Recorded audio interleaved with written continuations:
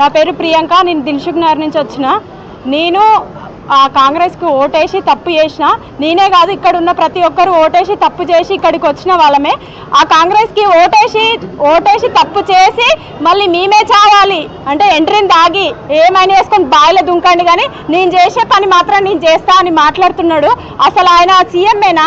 అసలు 2014 ముందు ఎట్లుందో తెలంగాణ, మళ్ళీ 2014 తర్వాత ఎట్లుందో తెలంగాణ, ఇప్పుడు మళ్ళీ అదే సిచ్యువేషన్కి వచ్చేలాగుంది. అసలు తెలంగాణను చూస్తుంటేనే భయం వేస్తుంది.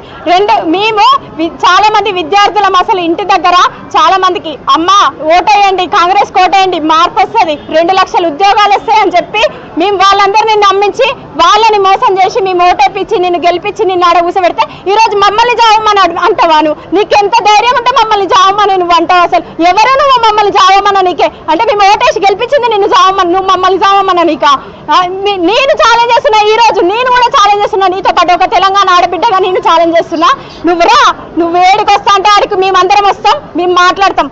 ఏ నాయకుల్ని ఎవరిని పిలవం, ప్రెస్ ఉంటుంది, మేము ఉంటాం, అంతే. చూసుకుందాం, మాట్లాడదాం. మీరు అంటున్నారు కదా 2 లక్షల ఉద్యోగాలల్లో మేము ఆల్రెడీ 70,000 ఉద్యోగాలు వేసినాం. ఒకసారి అంటారు 60,000 ఉద్యోగాలు వేసినామంటారు, ఇంకోసారి అంటారు 70,000 ఉద్యోగాలు అంటారు. అంటే వేలం పాట ఆడుతున్నారా మీరేమన్నా మాతోటి? మీరు ఫస్ట్ ఎందుకు చెప్పారు 2 లక్షల ఉద్యోగాలని? మరి ఫస్టే మీరు మేనిఫెస్టోలో తక్కువ అని చెప్పొచ్చు కదా.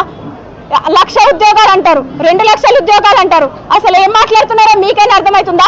నిజంగా చెప్తున్నా, ఈ రోజు నేను ఒక తెలంగాణ ఆడబిడ్డ చెప్తున్నా, ఒక పిచ్చోని చేతిలో రాయి పెట్టినట్టు మా తెలంగాణని ఆయన చేతిలో పెట్టి మేము నిజంగా తప్పు చేసాం అనిపిస్తుంది. అది